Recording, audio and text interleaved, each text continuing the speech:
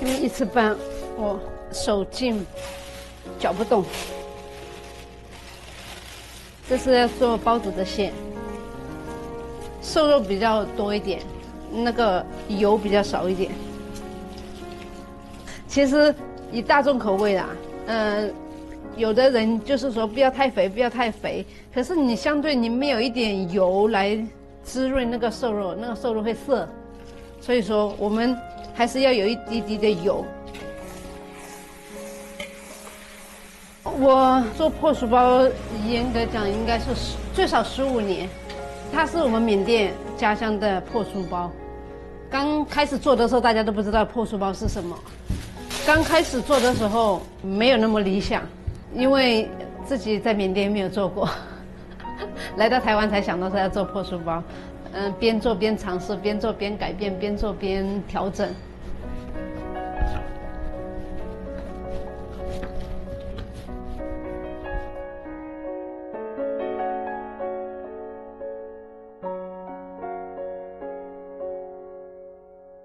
阿罗明格拉吧，今嘛个黄双枝，今嘛沙地梅啊，拉修啊吧，阿库讨厌嘛，拉修可能啦包是漏咬你的，阿龙我接触的嘛嘞。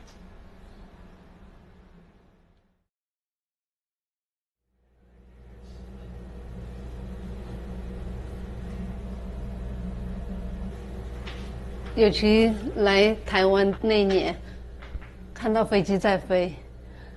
哇，那个心情真的是很激动啊！我们搭飞机来的，所以说看到飞机在飞就想家想家，好像好远好远。以前来的时候啊，路程很远。像这个是缅甸地图，这边就是大陆，这边是大陆。我们在这里，我们很靠近大陆嘛，所以说我们祖先是在大陆云南这一带，它跟云南是连着啊，所以说我们祖先都从这边慢慢迁移过来到这里。那现在这边是内战，这些都是内战，这些都内战，然后大家都搬到这里。曼德勒叫瓦城，现在还在战啊，现在随时都在那个有炸弹在爆炸啊，因为他虽然说是这边的那个同盟军，他要把这边占下来，他要自己来管理。可是缅甸军人就3不5时就去放炸弹，返回去要去炸他。就算你占据这个地方，我也不让你说是，就让这样子拱手让你，我还是有机会要去把你炸回来。所以随时都在发生，每天那个打开那个微信，我们的信息都是这里炸弹，那里炸弹，这家被炸，那家被炸，而且那边战争，现在到这个时候已经经历了这么多，都有好像。习惯掉，没有那么恐慌，当地还是生活，还是一样生活。哪天就说，哎，这边有个炸弹掉下来，未爆弹，就一个卡在那个土地上，那个泥土上，那你没有任何人的措施说啊，要做好围好那个，不要靠近什么啊，很多人去拍照。就是那边掉了一个炸弹，他的屋顶破掉了，他的家里毁掉了，还是很多人去拍照。我的家人是还没有内战的时候就已经搬到这边了居住了，因为这边是一个经济区嘛，就我们做生意啊，都是这边经济贸易区就到这边。那是因为这是内战的时候，我妈妈才最后一个来到这里。近期的这几个月来的内战过后，才搬到这边来。那这里曼德勒这个气候是非常炎热。但每次夏天的时候都差不多40几度，平均温度40度，所以年长不习惯住这里，气候又热，年长的人还是想要回到我们这个腊戌那边去住。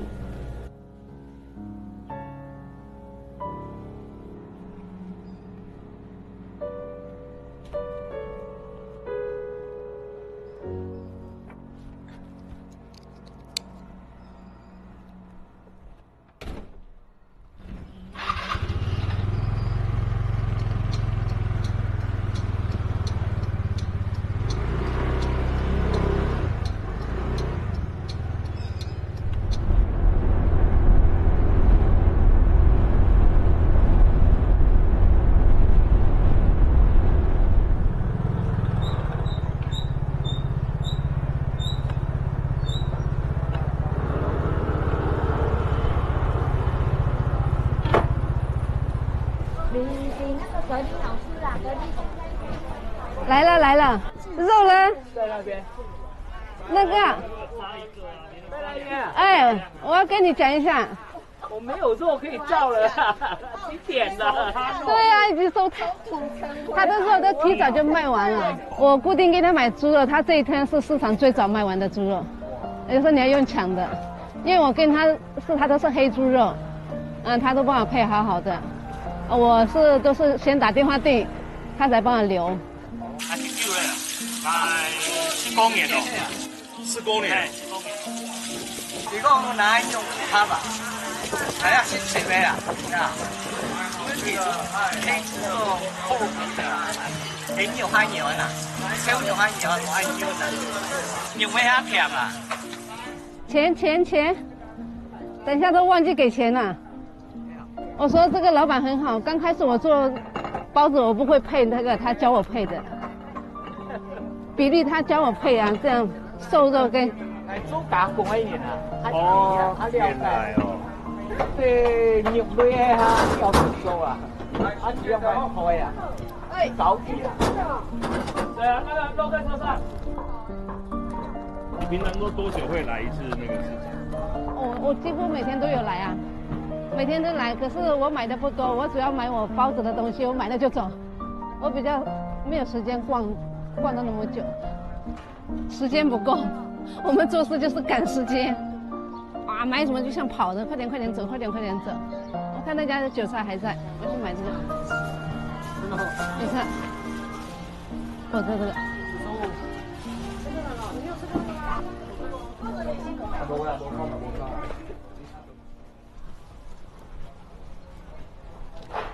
这是我们中正市场的土地公，我每次经过我都会拜一下。土地公，感谢土地公的照顾，我一路来平平安安，工作顺利，身体健康。我们从这边走，我是习惯走路走得快，叫我走慢下来，好像就不自在。慢慢走就会觉得好像有伴的话可以慢慢走啦，一个人走就会像跑的一样在走。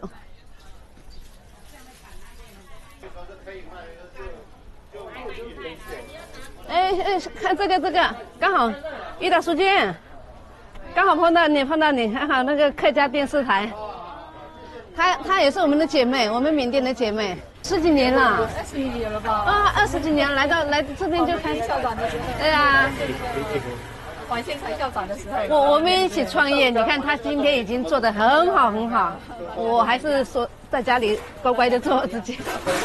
她卖的就是我们的那个，你看。缅甸云南的东西，你看这缅甸的点心，这是云南人吃的那个酸木瓜，把它做成一些饮料。它也是我们中正代表性的那个小吃。好了，你忙。好，谢谢呀，谢谢，拜拜。哎，阿干姐，我看不出是你哈。哎，你今天都没有空？我等一下还要上班。哦，哦，要买一点韭菜油条啊，拜拜。哦，风太大了，我们要去吃我们云南稀豆粉，我故意买的油条过来。在这里吗？我要稀豆粉粑粑丝。啊。这边吃。要么到那边。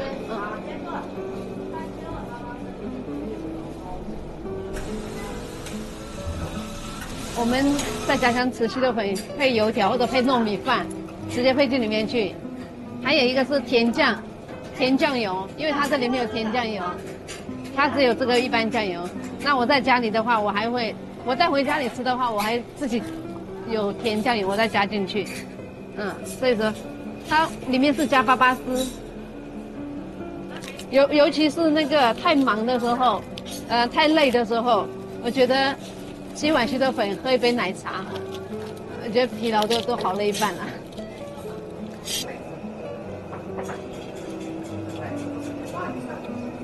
很好吃。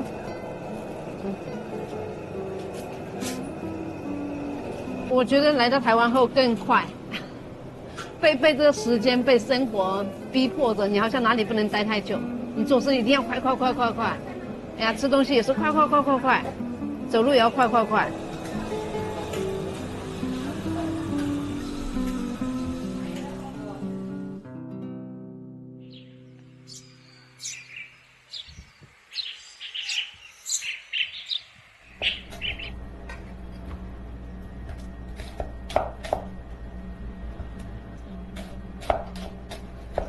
这个切洋葱没有其他办法，试了很多办法，试过很多办法都没有用，带挖线才有用，它密闭。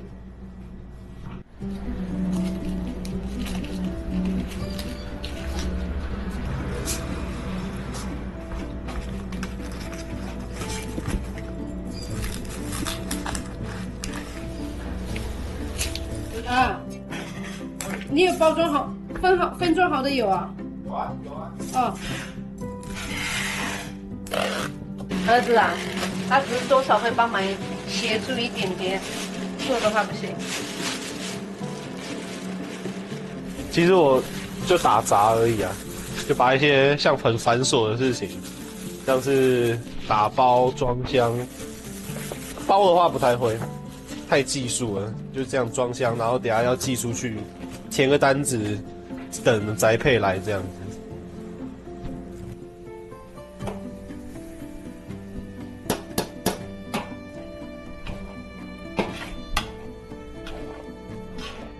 把它拌均匀啊。胡椒会呛，跟了几十年没学会啊。对啊，或者把这些比较重的东西扛来扛去啊。就我11月26要去当兵啊，然后毕业到当兵这段期间，就打工跟帮忙这样子，就不然这段时间也是很空啊，有空就家里帮忙，去外面赚点生活费，也不是生活费啊，零用钱，也不能揉太久了，手温太热，它等下发过头。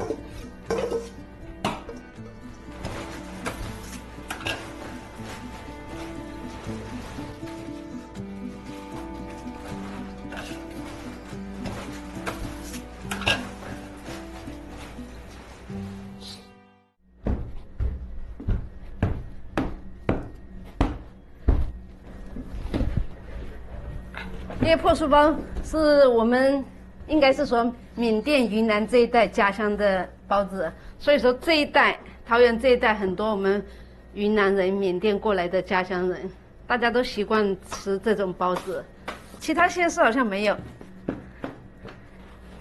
我们都宅配到其他县市去啊，有的客户是订来吃啦，订来吃团购啊，就用宅配的。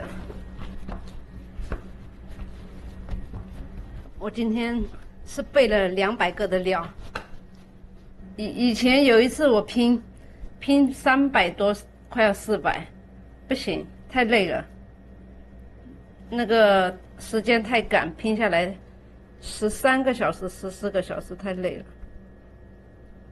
小孩也长大了，自己的体力好像也开始不一样了耶，很明显耶。我想到我先生，我们2个当时在打拼的时候，想过我们缅甸的破书包。那个时候想说是，我们来做破书包来吃，因为台湾很多包子馒头没有我们的，不像我们的破书包一样。那既然这样的话，我时间上要配合，要顾小孩子，也要可以顾到先生那边，我时间要有弹性，那我就来试试看破书包吧。我这个刚开始这一段时间学习的这段时间太困难了，那个时候打电话回去缅甸去问家里，可是家里讲的跟我们这边的那个材料跟天气完全不一样。我们缅甸比较热啊，这里是夏天是可以的，冬天就不行，冬天这个气温太低。像这个破书包包也是一个很麻烦的一个程序。因为我们这个它皮上是有层次嘛，你包的不好，它一下蒸出来就破掉了，就露馅了。还有一个就是我们这个包子，你不能一下去捏它，去移动它，因为它在发酵的时候它很松。如果你觉得包的不好看，再去调整，后面就越捏越扁扁的，包子的口感就没有了。像我们缅甸做包子，不一定说是你要外观一定要好看才会说是你的包子又好看又好吃，不，那只要好吃，你外观好像没有那么说是一定的重点，现在是那个维持那个口碑，还是我的一个生计的啊，我自己还是要生活啊，虽然是小孩子长大了，他还没办法，小孩子还在那个什么当兵。还没有赚钱，还没有工作，我还是要维持这个家庭的那个经济啊。现在好多客人我都先跟他讲了，12月开始我要休息4个月。我女儿现在嫁在夏威夷，已经4、5年了，疫情之前，所以她今年要生小 baby， 我要去夏威夷帮她坐月子。下个月就出去了，去到3月份才回来。还想说要去坐月子，我都忘记月子怎么做了，不知道怎么做，主要是去陪伴她啦。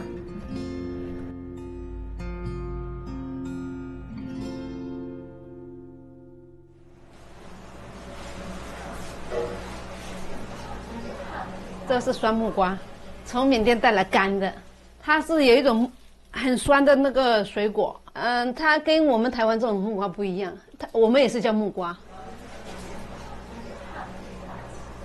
今天的料理我是煮那个我们缅甸的叫酸巴菜，它就是可以用大芥菜跟那个芥兰，因为这个菜煮的时间需要一点点时间，它不是煮下去就好，煮到烂一点。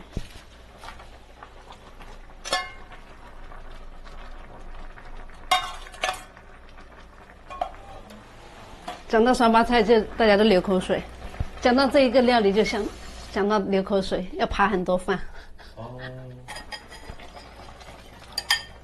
会不会太多了一点？这很酸呢。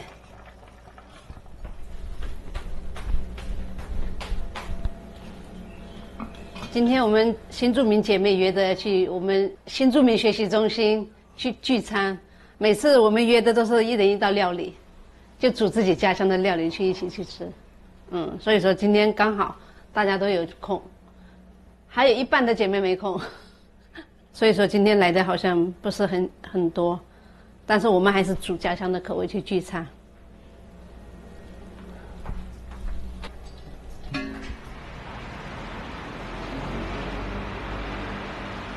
下雨我就坐他们车来。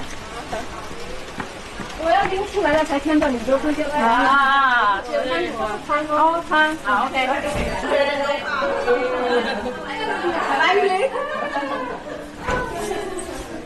来了，还会有看到，还来得及。对呀，哇，你看这个，没有在做鱼，剁椒鱼啊！天哪，那么隆重啊！一个晚上就在这里呀。哎呦。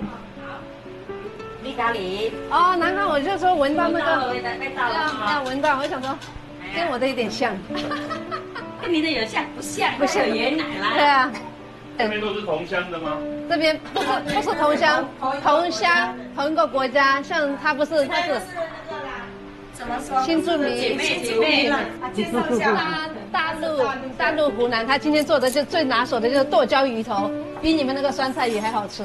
但这位是印尼姐妹 CP， 她今天做的是咖喱，巴东蛋，巴东蛋，哇，你做那么多啊？这不是一人一道吗？做几道啊？这是我们大姐，我们举大姐，缅甸家乡的姐姐啊，她现在在教缅文，在学校教缅文。像这样是我们纯的缅甸的姐妹，珍珍，我跟她讲话是我用一半中文一半缅文在讲，这她女儿。他女儿这一次才刚从缅甸来，要上学，要来上这边的，一点点。你好。我说我的辣椒是有客人来才用的，没有客人我不用。豆豆丝蛮好吃啊。豆豆丝嘛，你我的回沙巴拉面嘛，你掏不来的亲戚了嘛，你肚子还是怎么了？就是掏那个比较好吃，掏的会比较好吃。对，你知道掏是什么吗？哎，我都没看到哎。因为小孩子小的时候，小孩子来上学，妈妈就来到这边，就大家一起碰在一起，来这边就很轻松嘛。我就说这里就像我们的庙一样，你高兴也是来一下，不高兴也是来一下，有什么诉苦也是来一下，你开心也是来一下。校长来了。什么？明哥老板，明哥老板，叫什么明哥老板？今天我们本来说一人一道菜，结果他们一人3道菜。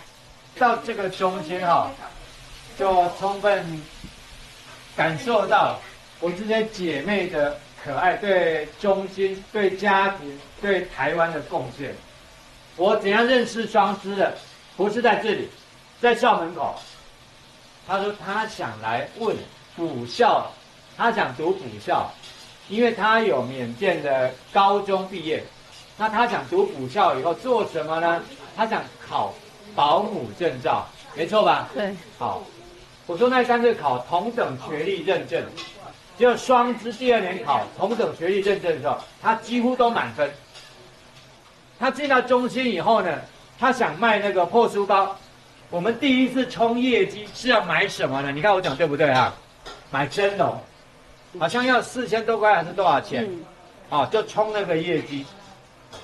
结果呢？我们帮的忙，我觉得有限，反而是双资帮我们中心非常多大的忙。我觉得校长没有经过你的同意，我就默默的把你卖掉了。没有假设为我心里面的支柱，我会把我卖掉。假设作为我心里面的支柱。我刚刚讲到这一段的时候就，很心酸了。为什么呢？我看那张照片，一对年轻的夫妇。哇，多么光鲜亮丽！然后到台湾来打拼，他是在春源钢铁的外包厂商，工作。那一天，老板打电话给他说：“你先生受伤了。”他说：“受伤应该没什么，手断、脚断、骨头断，结果他真的是骨头断，但断的是颈椎，所以就变成植物人，躺了几年？16年、17年。我就觉得，这一段时间就是校长就见证了我的来到台湾的一个最辛苦的那段过程。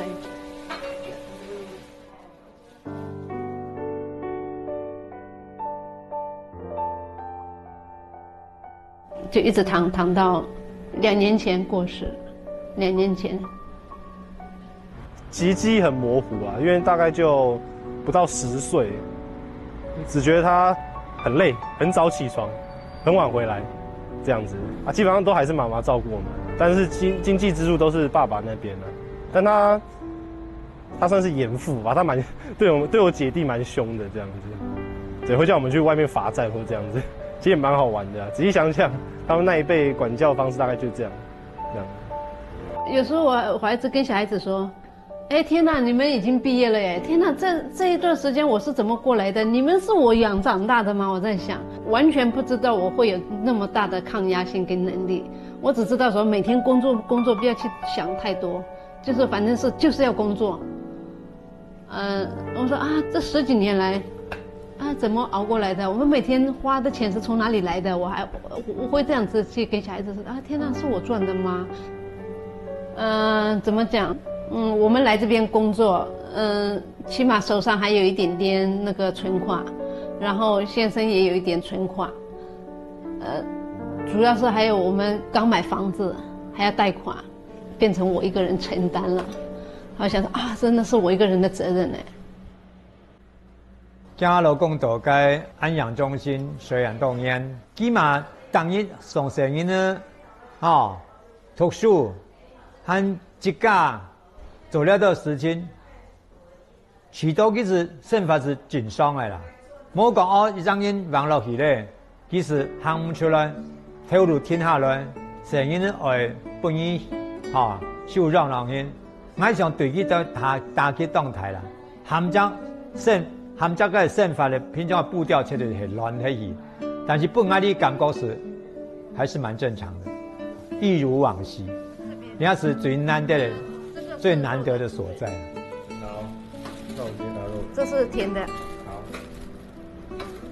你先拿这个，这边也是。那个时候我们认识的时候是，20几岁，23、24吧。交往过后，那先在缅甸结婚，本来是要过来生小孩，结果那个时候办那个手续方面的文件的错误，就变成说我一定要回缅甸去生大的女儿，把大的女儿在缅甸出生过后1岁多了，又才把我接到台湾来。哎呀，因为他留下太多美好了，有时候不想要去想这些美好，因为想了后就觉得也摸不到，只靠一个回忆就觉得，回忆好像又是一种幸福，又是一种痛苦，这种回忆啊。现在叫我一个人来回忆，说是以前我们的那些事情，我觉得能够想的想，不能够想的就不要去想。你说是这个痛会慢慢不会，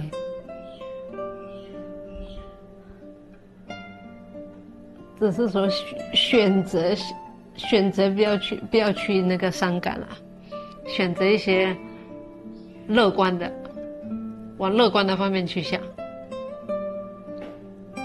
就觉得我们从外地来，从其他一个国家来到台湾，本来是来打拼，来打拼，来成立一个新的生活，想不到一个人这个事情，就没有了，就这么消失掉。很多事情就是难料哈。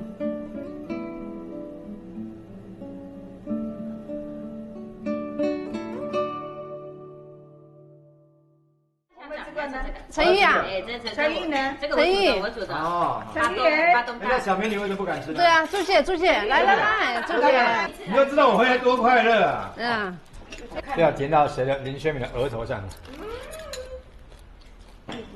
今天没有他在中心成立这个新住民，今天不会有我们这些人，因为校长成立这个新住民，所以我们这些姐妹陆陆续续才来这边集合，所以他是我们一个大家长。这里是娘家，没错，对，这里是娘家。校长一直是这样子，对，真的是就是很愿意协助的这个角色。对，那可能这个特质不是其他学校的长官或者是行政人员会有具备的，对。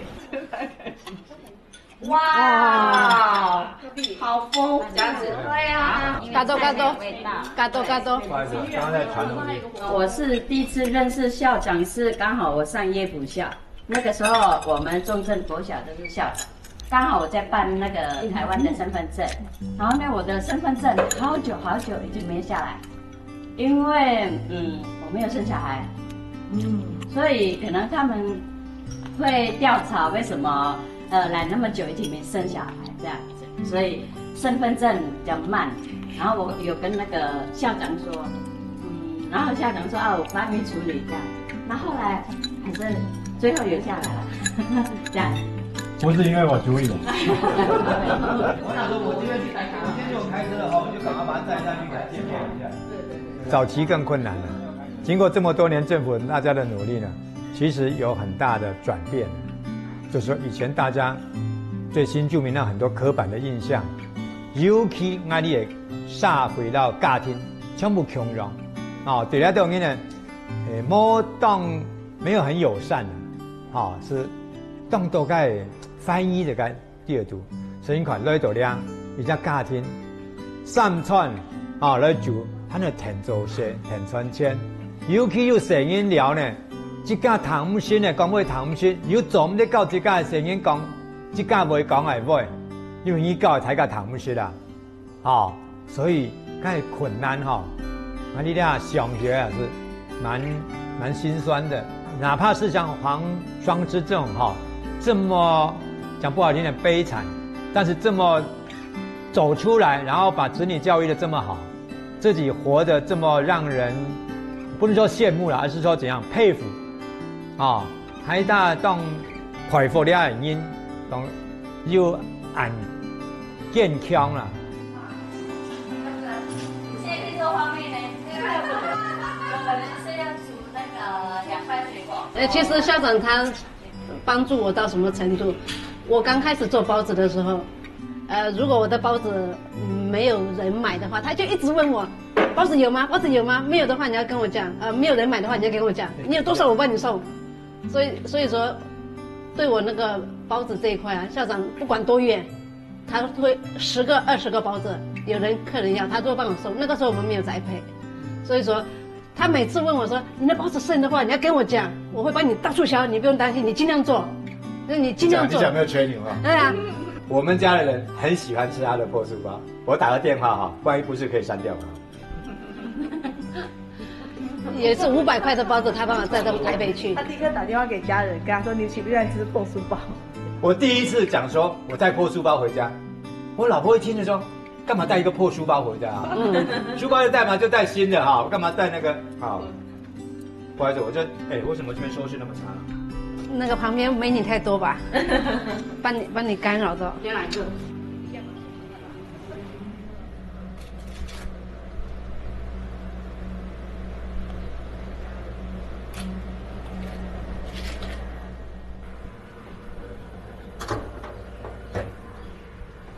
那我都搞不清楚，到底哪一个包了多少，我不知道。这个弄出来，我这边就放心的包。这些差不多也是100颗啊，真的100，这边还有100。等一下包好蒸出来，还要送给那个客人60颗，因为我的时间不确定，如果他过来有时候还没好。太远的话就不送，就没办法送啊。很附近的话还好。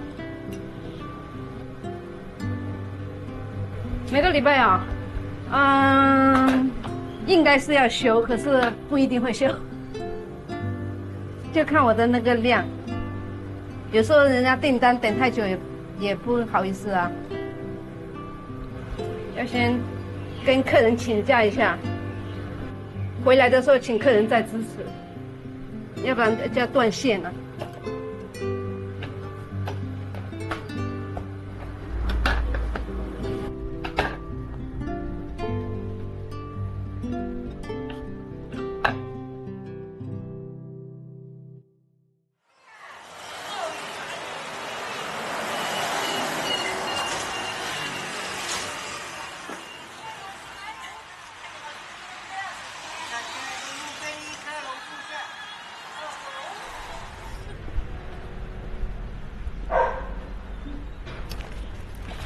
这间土地公庙就在我们家附近，走路就可以过来，香火也很旺盛，尤其是过年、除夕、过年的时候都很热闹。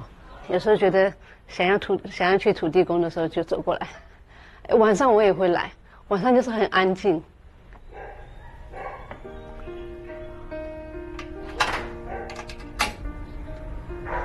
我们在缅甸是佛教国家，我们拜的是释迦牟尼。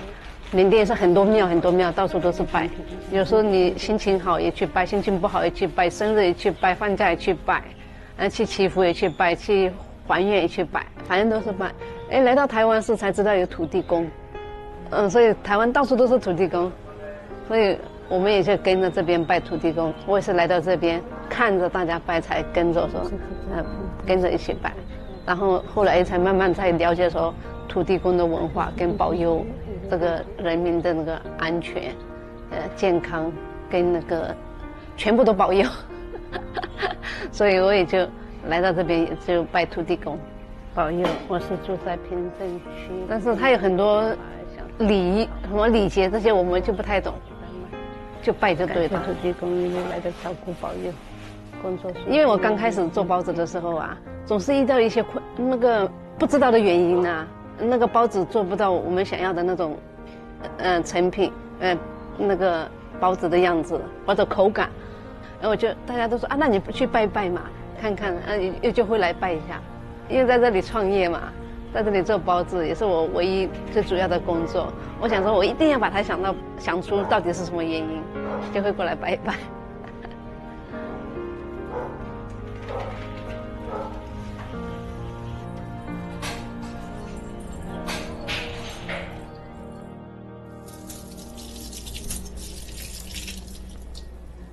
就说他出门了。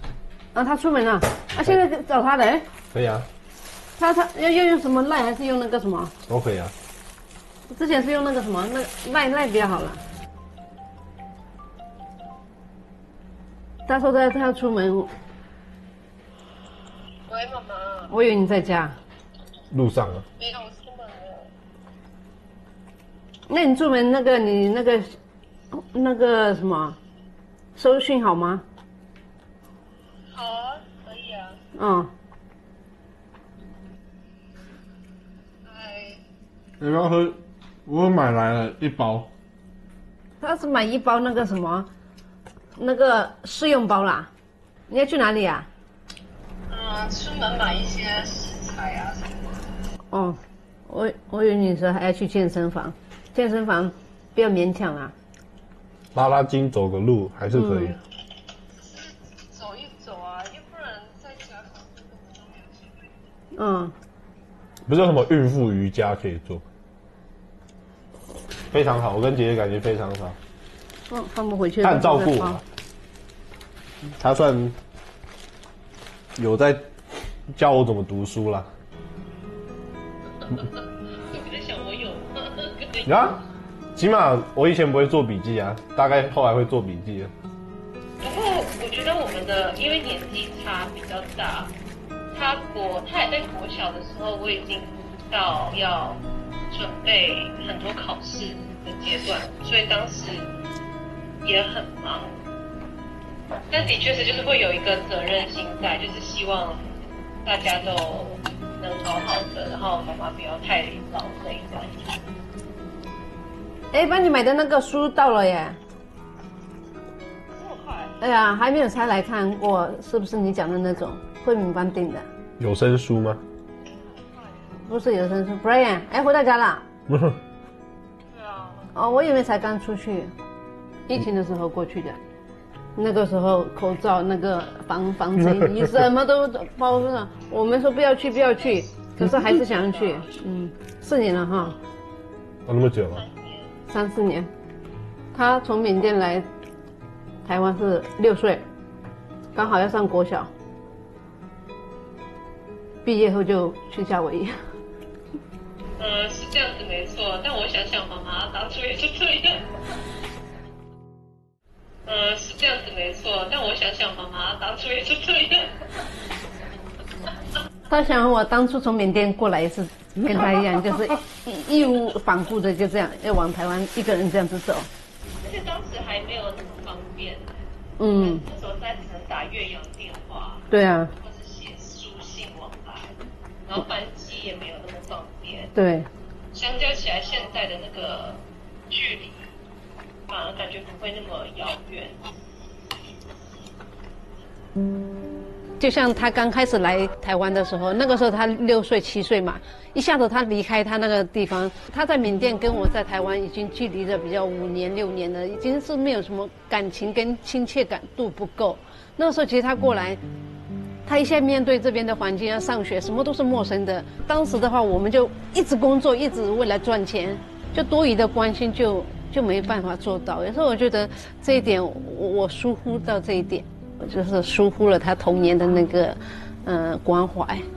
后来他就是毕业长大了，那偏偏他又要去到夏威夷。有时候我会想说，万一你在台湾的话，我们不是你工作我假日的时候，我们不是可以互相逛逛街啊，或者像哪里聊一聊啊，走一走啊。如果你在台湾的话，又舍不得啦，舍不得。我说不要勉强去啊，去健身，去举那个，那天还去潜水。我说天哪，你潜水，我们看着就觉得好像随时怕，万一动到那个随时会要生产。在水里比较放心。嗯。我们的确是要把产假错开，因为产假不够对呀。才能让宝宝待下去。他们不像我们台湾育婴假、产假什么很多，没有哎。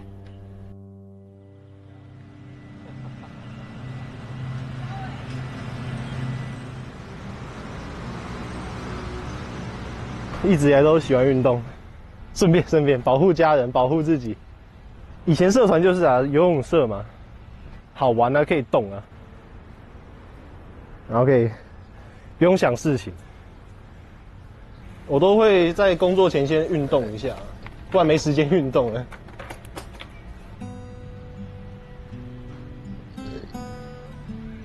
怎么讲？我觉得都毕业了嘛，我不承担一点家里，起码得养活自己吧。虽然说现在住家里，但是自己生活开销自己赚。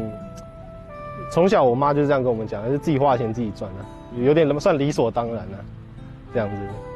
就我们家是没有零用钱制的，就是你要什么东西你要先问过同意才可以，大概就是这种观念啊。他越长大越懂事一点了，跟真的是他叛逆期的时候真的是很明显，他比较明显，他自己也知道他明显。现在他比较会贴心会窝心了，好像突然发现他也长大了，突然他也了解我了，就互相他也知道我的心态怎么样，我也了解他是怎么样，我们的观念很重，可是就算一个过程，他要当兵，他要出社会，我总是以为这只是他出去社会，心上还是跟我在一起的，哎呀。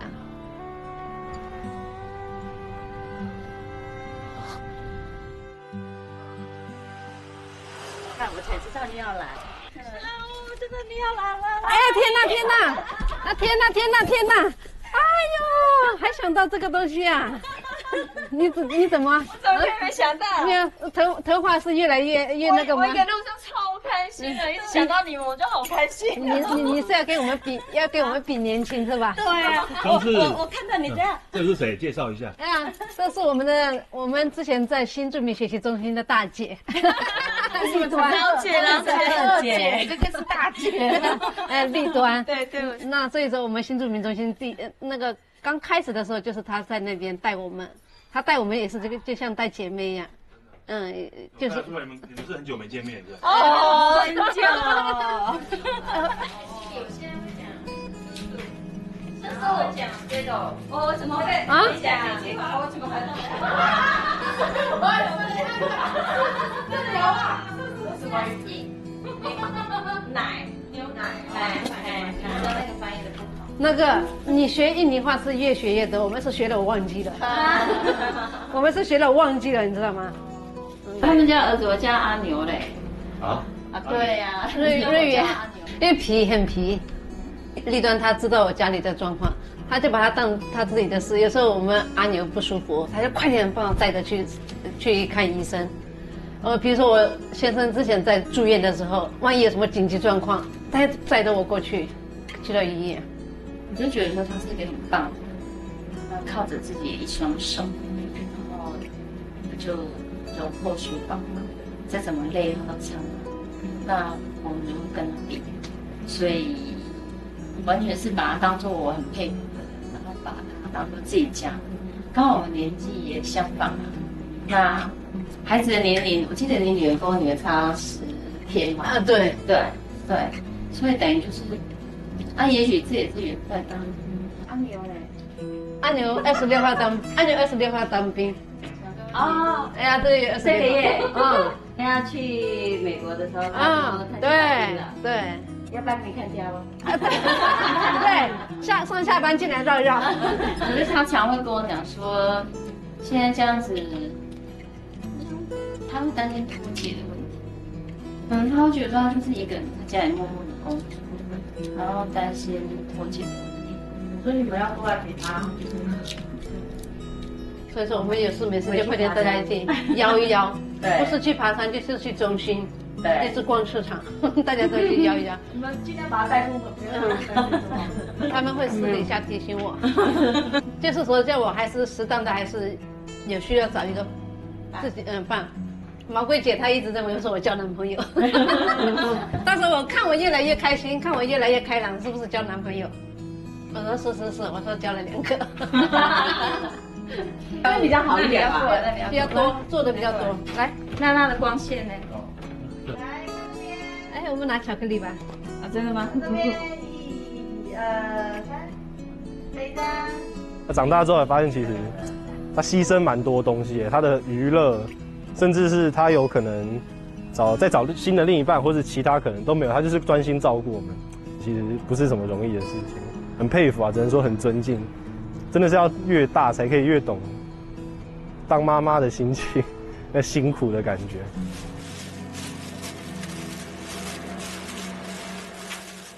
然后爸爸也离开了，那在台湾的亲人又很少，他就只有一些朋友，但是他一个人在家。他说，他有跟我讲过，他有时候在下面看电视打盹的时候，会以为我在旁边干嘛，就觉得好像我妈真的需要一个人陪在这边，不然他只有一个人这样子。我也觉得我该陪在他身边。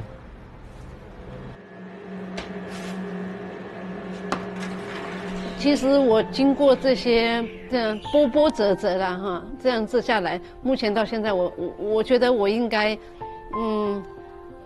不是满意，就是说没有遗憾了啦，没有什么遗憾。我该碰到的困难也碰到了，该吃过的苦也吃过了，虽然现在是稳定的状态下，我想说再怎么也不会有多大的改变了。我觉得只会是看到小孩子的以后的成长跟成就，这个已经很满意了，没有什么遗憾了。接下来就像可能是小孩子希望我开心的时候，我就尽量去找我自己开心的事情做。哎呀，我是黄双芝，我来台湾已经27年了哦，感谢台湾这片土地给我的一切。也丰富了我的生活。啊？